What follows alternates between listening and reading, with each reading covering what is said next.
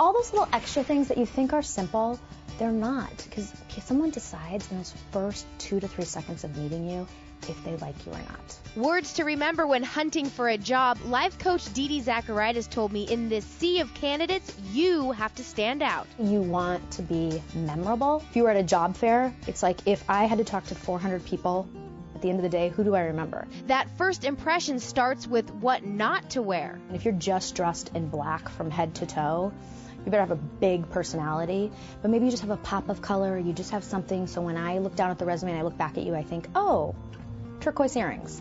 And it's a weird connection, but it might just be enough. Dee Dee says you may not feel comfortable being interviewed, but practice makes perfect. What people don't know about themselves is how often they close their eyes, or look down, or look up, or shrug, or maybe they have a weird way they sit in a chair normally. But if you're standing in front of a mirror and that's where you're practicing what you're going to say to someone, think how good you'll be when you're actually sitting in front of someone. Giving eye contact and the tone of your voice can help you appear confident, and doing your homework is even better. And doing your homework, you start interviewing the day you start looking for that information, as opposed to you walk in the door and you have an interview at 10 a.m.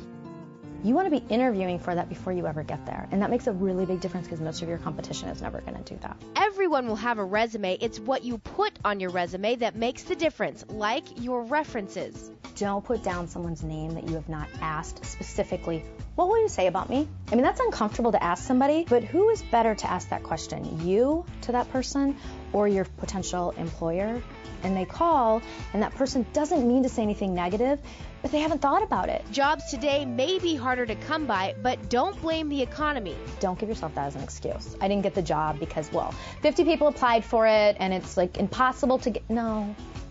Do your homework, slow down the process, realize that you just have to be the best you, and you'll still get the job.